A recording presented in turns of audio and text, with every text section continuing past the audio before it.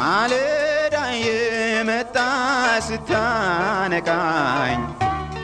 እንደምን አደራችሁ ክቡራትና ክቡራን የምፅዓቱ አዋጅ ነጋሪ አገልግሎት አድማጮቻችን፣ ሰላም ለእናንተ ይሁን። የማለዳ ቁርሳችንን አሁን ጀምረናል። አዘጋጅ እና አቅራቢ ፓስተር አለማየሁ ነሞ። መልካም ጊዜ ሆነላችሁ። ከሕይወት ምንጭ ውሃ ስታረካኝ።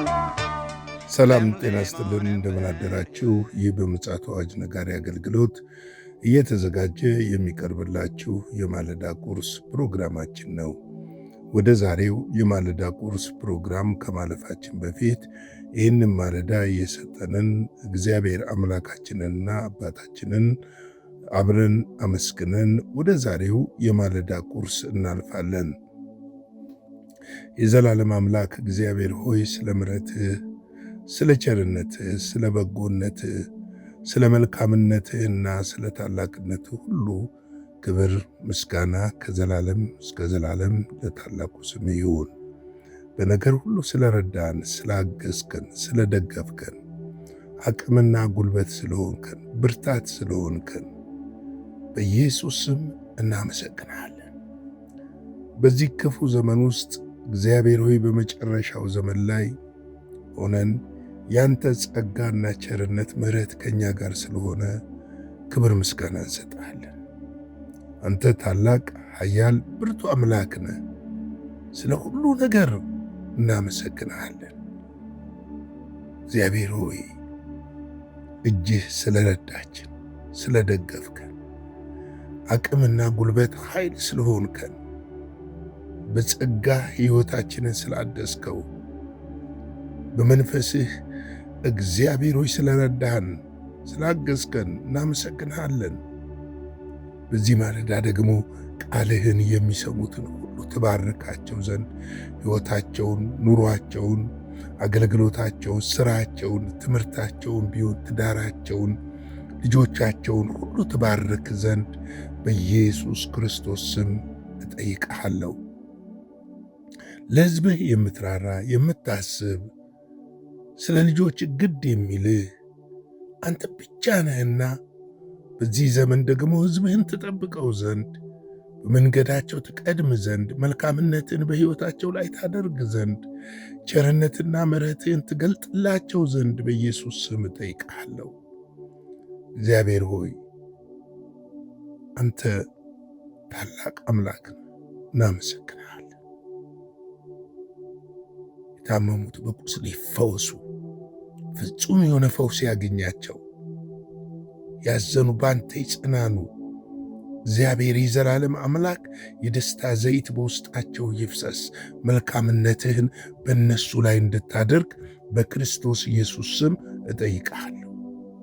እግዚአብሔር ሆይ እንሆ ደግሞ በዚህ ማለዳ ሕያውና ቅዱስ የሆነውን ቃልህን እንድትባርክልን፣ ቃልህን እንድታስተምረን፣ በቃልህ ዓይኖቻችንን እንድትከፍት፣ ቃል ብርሃን መንገዳችንን እንዲመራን በኢየሱስ ስም እጠይቅሃለሁ። መንፈስ ቅዱስ ሆይ እውነተኛ አስተማሪ አንተ ነህና እኔና ወገኖቼን በዚህ ማለዳ እንድታስተምረን በኢየሱስ ስም እንጠይቅሃለን። ጌታ ሆይ ሁሉ ለስምህ ክብር ይሁን። ቃልህን ባርክልን። ሁሉም በእጅ አሳልፈን ሰጠን። በኢየሱስ ስም አሜን።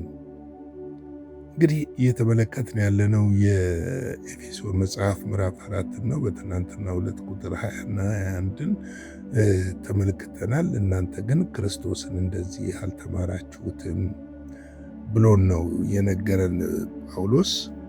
እኛ ክርስቶስን የተማርንበት መንገድ አለና ክርስቶስ ያስተማረን ከምንም በላይ የእሱን ፍቅር ነው። ፍቅሩን ያሳየን፣ ምሕረቱን ያሳየን፣ ቸርነቱን ያሳየን፣ ርኅራኄኑን ያሳየን፣ መልካምነቱን ያሳየን። ከሱ የተማርነውን ያንን ደግሞ ለሌሎች እንድንገልጥ እግዚአብሔር ይፈልጋል። አዎ ሰምተነዋል። እውነትም በኢየሱስ እንዳለ በእርሱ ተምረናል። መማር ብቻ አይደለም አውቀናል። እውነት ኢየሱስ ነው። ኢየሱስ ደግሞ አይለወጥም። ዘመን ይለወጣል፣ ሰዎች ይለወጣሉ፣ ሁኔታ ይለወጣል፣ ነገሮች ይለወጣሉ፣ እኛም ራሳችን እንለወጣለን። የዛሬ 10 ዓመት በነበርንበት ማንነት ዛሬ የለንም። ነገር ግን ኢየሱስ ክርስቶስ ለዘላለም ያው ነው። ዕብራውያን ላይ እንደዛ አይደለም ይላል? ትናንትናም ዛሬም ለዘላለም ክርስቶስ ኢየሱስ ሕያው ነው ይላል። ሕያው የሆነ ጌታ ነው የምናመልከው። ያው የሆነ ጌታ ነው የምናመልከው። የማይለወጥ ጌታ ነው የምናመልከው። ቃሉን የማያጥፍ ጌታ ነው የምናመልከው። ስለዚህ እርሱን ልናስከብር እንደተማርነው እንደርሱ ትምህርት እንደ እግዚአብሔር ቃል ትምህርት ልንመላለስ ይገባል። ዛሬ በቤተ ክርስቲያን ትልቅ ችግር የሆነው ከእግዚአብሔር ቃል ውጭ የሆኑ ልምምዶችና አንዳንድ የእግዚአብሔርን ቃል የማያስከብሩ ፍጹም ያፈነገጡ በዓለማውያን ዘንድ እንኳን የሚያስደነግጡ ነገሮች በቤተ ክርስቲያን መከሰታቸው ሶሻል ሚዲያው ምድሩ መነጋገሪያ እያደረገው ያሉ ነገሮች ብዙ ናቸው። ስለዚህ ነው በዛንም ዘመን ለስጋቸው ለሆዳቸው ያደሩ ሆዳቸው አምላካቸው የሆነ ርኩሰትን እንደ ጌጣቸው ያደረጉ ነበሩ፣ ዛሬም አሉ። በእርግጥ በዛን ዘመን ቁጥራቸው አናሳ ሊሆን ይችላል። ይሄ ደግሞ የመጨረሻው ዘመን ስለሆነ ክፋት እየጨመረ ስለሚሄድና የአመፃም ነገር እየጨመረ ስለሚሄድ ትንሽ ጠንከር ሊል እንደሚችል አስባለሁ። ነገር ግን እኔና እናንተ በእርግጥ ሰምተነዋል። እሱ እውነት እንደሆነ ኢየሱስ እናውቃለን፣ ከሱ ተምረናል። በእርሱ ልንመላለስ ያስፈልጋል። ቁጥር 22 ላይ ፊተኛው ኑሯችሁን እያሰባችሁ እንደሚያታልል ምኞት የሚጠፋውን አሮጌውን ሰው ምን አድርጎት አስወግዱት ይላል። እንግዲህ ይህ አሮጌው ሰው እንዴት ይወገዳል የሚለውን ትንሽ ለማየት እንሞክራለን። የፊተኛው ኑሯችን እግዚአብሔርን የሚያስከብር አልነበረም። ከእግዚአብሔር ጋር የተጣበቀ ማንነትም ሕይወትም አልነበረንም። የእግዚአብሔርንም ቃል አናውቅም። እግዚአብሔር የክርስቶስንም እውነት አልተረዳንም። ነገር ግን የክርስቶስን ሕይወት ከተረዳን፣ የክርስቶስን እውነት ከተረዳን፣ የእግዚአብሔርን ቃል ካወቅን በኋላ ግን ፊተኛ የሆነው አሮጌው ሰዋችን መገፈፍ አለበት፣ መሄድ አለበት። አሮጌው ሰዋችን ሲል የስጋችንን ቆርጠን እንጣለው እያለ አይደለም። አሮጌው አስተሳሰባችን፣ አሮጌው አመለካከታችን፣ ለኃጢአት የነበረን አመለካከታችን፣ ለክፋት፣ ለተንኮል፣ ለጥላቻ የነበረን አመለካከታችን እንደ ብልጠት የምንጠቀምበት፣ እንደ እውቀት፣ እንደ ጥሩ ጥበብ የምንጠቀምበት የመሰለውን ያንን የአሮጌውን እሳቤ አውልቀን መጣል አለብን። አውልቀን ማስወገድ አለብን። ከሕይወታችን መወገድ አለበት። ከእኛ ጋር ለመሄድ አይችልም። ይህ እንዴት እናስወግዳ? በእግዚአብሔር ቃል ነው የምናስወግደው። ለዚህ ነው ከእግዚአብሔር ቃል በየዕለቱ ዲቮሽን ስናደርግና በእግዚአብሔር ፊት በምንጸልይ ጊዜ ከእግዚአብሔር ጋር ኅብረት ስናደርግ እነዚህ ነገሮች ምን እየሆኑ ይሄዳሉ? በእግዚአብሔር ቃል እየተተኩ ይሄዳሉ። የእግዚአብሔር ቃል ደግሞ ምንድን ነው የሚያስተምረን? ቅንነትን ነው የሚያስተምረን። ትህትናን ነው የሚያስተምረን። የዋህነትን ነው የሚያስተምረን። በጎነትን ነው የሚያስተምረን። ምሕረትን ነው የሚያስተምረን። ቸርነትን ነው የሚያስተምረን። ፍቅርን ነው የሚያስተምረን። ይሄ ሕይወታችን ውስጥ ምን እየሆነ ይሄዳል? እየተካው ይሄዳል። ምክንያቱም ያ አሮጌው ኑሯችን አሳፋሪ የነበረ የጨለማ ኑሮ ነበር። የጥፋት ኑሮ ነበር። የውድቀት ኑሮ ነበር። እግዚአብሔር ያልተደሰተበት ኑሮ ነበር። ከእግዚአብሔር የለየን ኑሮ ነበር። እግዚአብሔርን የማናመልክበት፣ ለጣዖቶች የምንሰግድበት፣ ከውሸት ጋር የምንተባበርበት ሕይወት ነበረ። አውልቃችሁ ጣሉ ሲል ያንን ሕይወት ነው አውልቀን የምንጥለው። ያንን ሕይወት ነው ከሕይወታችን ውስጥ የምናስወግደው። አሁን በክርስቶስ ኢየሱስ ተወልደናል። አዲሱ ሰው በእኛ ውስጥ ተፈጥሯል። ያ አዲሱ ሰው ስፍራውን መያዝ አለበት። እንዴት ነው የሚይዘው? በእግዚአብሔር ቃል ነው የሚይዘው። በእግዚአብሔር ቃል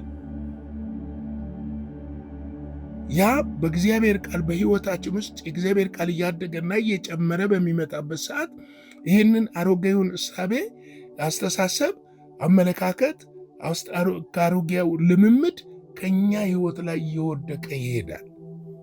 ብዙ ሰዎች ክርስቶስን ካገኙ በኋላ ከዳኑ በኋላ ትልቁ ችግር ምንድነው? ከውሃ ጥምቀት ትምህርት ወይም ከደህንነት ትምህርት ከምንለው የዘለለ ከእግዚአብሔር ቃል ኅብረት ማድረግ አልቻሉ። የሕይወት ልምምዳቸው አዙሪት ውስጥ የሚገባበት ትልቁ ምክንያት ይሄ ነው።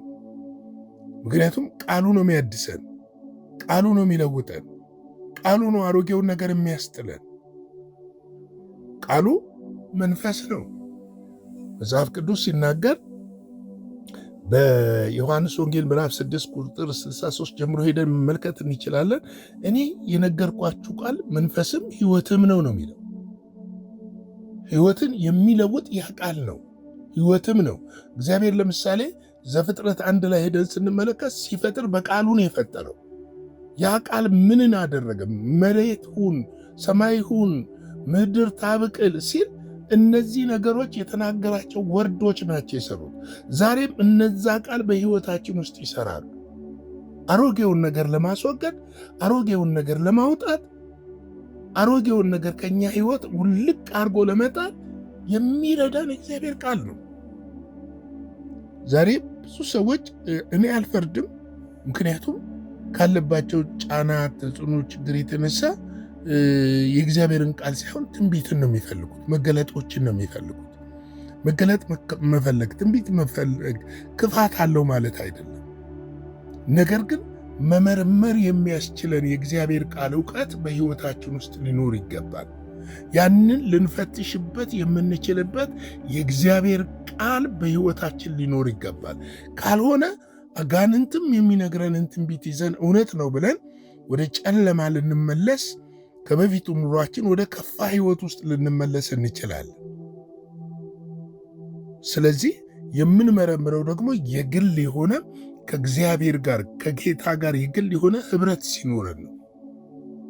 ስለዚህ ነው ፊተኛው ኑሯችሁን እያሰባችሁ እንደሚያታልል ምኞት የሚጠፋውን አሮጌውን ሰው አስወግዱ። አሮጌው ሰው ይጠፋል። የሚጠፋ ስለሆነ እኛ ደግሞ ልናስወግደው ይገባል። ያንን ማስወገድ በምንችልበት ሰዓት አዲሱ ሰው በሕይወታችን እየታየ ይመጣል። የአዲሱ ሰው ባህሪ ደግሞ ቅድም እንደነገርኳችሁ እነ ፍቅር፣ ትህትና፣ እምነት፣ ታማኝነት፣ ጽድቅ፣ ቅድስና፣ ቅንነት፣ የዋህነት የመሳሰሉት ናቸው የአዲሱ ሰው ባህሪ። እንግዲህ ከዚህ ጋር የሚነግረን ቁጥር 23 ደግሞ በአእምሮአችሁ መንፈስ ታደሱ ይላል። በአእምሮአችሁ መንፈስ ምን ሆኑ? ታደሱ። መንፈስ ቅዱስ ከእኛ ጋር ያለው ዮሐንስ ወንጌል ምዕራፍ 16 ላይ እንደሚነግረን ወደ እውነት ሊመራን ነው። ከእኛ ጋር ያለው ወደ እውነት ሁሉ ይመራችኋል ተብሎ ስለተሰጠን ከእኛ ጋር ያለው ከጌታ ያለውን ወስዶ ሊያስተምረን ነው። ከጌታ ከኢየሱስ ዘንድ ያለውን ወስዶ ሊያስተምረን ከእኛ ጋር አለ። ወደ እውነት ሊመራን ከእኛ ጋር አለ። ስለዚህ መንፈሳችን ይሄ አእምሮአችን የሚታደሰው ቅድም እንዳልኩት በእግዚአብሔር ቃልና በእግዚአብሔር መንፈስ ነው የሚታደሰው። መለወጥ በዓለም የነበረን አመለካከት፣ እሳቤ፣ እይታዎች ሁሉ መቀየር መቻል አለባቸው፣ መለወጥ መቻል አለባቸው። እነዚህ ደግሞ የሚለወጡት አዲሱን ሰው እንደለበስን ስናውቅና አሮጌውን ሰው ስናወልቅ ነው። ይህ የሚሆነው በእግዚአብሔር ቃል በእግዚአብሔር መንፈስ ነው። እነዚህ ነገሮች እንዳረሳ በጸሎት በእግዚአብሔር ፊት የእግዚአብሔርን ቃል በመንፈስ ስንሆን አእምሯችን እየታደሰ ይሄዳል። ምክንያቱም ያ መታደስ በሕይወታችን ትልቅ ለውጥን ያመጣልናል። ለዚህ ነው ፊተኛው ኑሯችሁን እያሰባችሁ እንደሚያታልል ምኞት የሚጠፋውን አሮጌውን ሰው አስወግዱ፣ በአእምሯችሁ መንፈስ ታደሱ ይለናል። ታደሱ። ስንታደስ አዲሱ ማንነታችን ለሌሎች በረከት ሆኖ ይገለጣል ማለት ነው። እንግዲህ ለዛሬ ማለዳ ይህንን ካልኩ ይበቃል። ላይክ፣ ሼር፣ ሰብስክራይብ ማድረግ አይረሳ። አገልግሎታችንን መደገፍ የምትፈልጉ በስክሪኑ ላይ ባለው የአካውንት ቁጥር በልባችሁ እንዳሰባችሁ መጽሐፍ እንደሚናገረው ሰው በልቡ እንዳሰበ በልግስና ደስ እንዳለው ይስጥ ስለሚል ደስ እያላችሁ እንድታደርጉ በጌታ ፍቅር እንጠይቃችኋለን። ያ ነው ለእናንተ ትልቅ በረከት ነውና እንደዛ ማድረጉ ይህንን በማድረጋችሁ ደግሞ እግዚአብሔር አምላክ ይባርካችሁ። ያደረጋችሁ ያላችሁ አብዝቶ እግዚአብሔር አምላክ ይባርካችሁ እላለሁ። ለሰጪ የሚሰጥ እግዚአብሔር ስለሆነ እግዚአብሔር እንደሚባርካችሁ እናምናለን። አሁን ደግሞ አጭር ጸሎት ልጸልይና የዛሬውን ማለዳ ቁርስ በዚሁ ላብቃ። የዘላለም አምላክ እግዚአብሔር ሆይ ስለዚህ ማለዳ እናመሰግናለን። ስለ ምሕረትህ እናመሰግናለን። ስለ ቸርነትህ እናመሰግናለን። ስላስተማርከን ስለ ሕያውና ቅዱስ ቃልህ ክብር ምስጋና ለአንተ ይሁን። በዚህ ከተማርነው ቃል መኖር እንድንችል ሕይወታችንን መምራት እንድንችል ለመንፈስ ቅዱስ ኃይልና ጸጋህ እንድታግዘን በክርስቶስ ኢየሱስ ስም እንጠይቃለን። ሁሉ ለክብር ይሁን። ይህንን ቀን ባርክልን፣ ከክፉ ሁሉ ጠብቀን፣ በደም ሸፍነን። በኢየሱስ ክርስቶስ ጌታና ጻድቅ ስም አሜን።